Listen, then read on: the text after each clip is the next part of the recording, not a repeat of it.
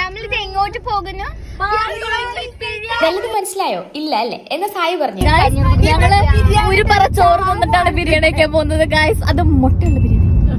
നമ്മുടെ കോളേജിൽ നിന്ന് വെറും 4 കിലോമീറ്റർ ഗ്യാപ്പിലാണ് ഈ ഒരു കട വരുന്നത്. സത്യം പറഞ്ഞാൽ ഇവിടെ ഞങ്ങൾ ഫസ്റ്റ് ടൈം ആണ് വരുന്നത്. പക്ഷെ നേച്ച വന്നിട്ടുണ്ട് ഓൾറെഡി. ശരിക്കും പറഞ്ഞാൽ എല്ലാവരും ഫുഡൊക്കെ കൊണ്ടുവന്നാണ്. പക്ഷെ നമ്മൾ പിന്നാണ് ഇത് പ്ലാൻ ചെയ്തത് മുട്ടയുള്ള ബിരിയാണി കഴിക്കാറ്.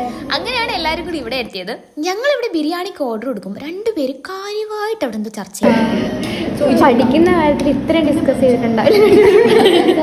അവര് ചർച്ച ചെയ്തത് ഈ മുട്ടയുള്ള ബിരിയാണിയൊക്കെ വേണോ എന്നായിരുന്നു. പക്ഷെ ഞങ്ങൾക്ക് മുട്ടയുള്ള ബിരിയാണിക്ക് എന്താ കുഴപ്പം എന്നുള്ള മട്ടായിരുന്നു. അവർ രണ്ടുപേരും അങ്ങനെ ഡിസൈഡ് ചെയ്തു ഊണ് വാങ്ങിക്കാമെന്ന്. ഇച്ചിരി ലേറ്റ് ആവുന്നതുകൊണ്ടാണ് നിങ്ങളും ഞാനും ഇത് കാണേണ്ടി വരുന്നത്. എന്തായാലും ഇവിടുത്തെ ആംബിയൻസ് ഒരു രക്ഷയില്ല, അടിപൊളിയാണ്. ഇതൊന്നും കണ്ട ആരും പേടിക്കണ്ട. ഇവരെല്ലാം എന്ത് ഇങ്ങനെയെന്ന് എനിക്കറിയില്ല. പലതരം ആൾക്കാരാണ് ഇവിടെ ഉള്ളത്. അങ്ങനെ ഒടുവിൽ നമ്മുടെ കാത്തിരിപ്പിന് ശേഷം നമ്മുടെ ചിക്കൻ ബിരിയാണി വിത്ത് മുട്ട വന്നിട്ടുണ്ട്. ഈ മുട്ട എന്ന് പറയാൻ കാര്യം ഇപ്പോഴത്തെ ബിരിയാണിയിൽ മുട്ട കുറവാണല്ലോ, അതുകൊണ്ടാണ്. പിന്നെ അവർ ഊണാണ്. ഊണിന്റെ കൂടെ നല്ല പ്രോൺസ് ഫ്രൈയും.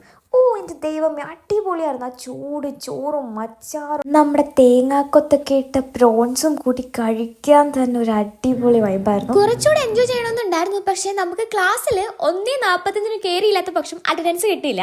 ഇപ്പൊ തന്നെ 1:39 വിത്തിൻ 10 മിനിറ്റ്സ് നമുക്ക് കോളേജിൽ എത്തണം. അതായത് 1:45 മുന്നേ നമ്മളോട് കളി. നമ്മൾ 1:41 ആയപ്പോഴേ കോളേജിലെത്തി.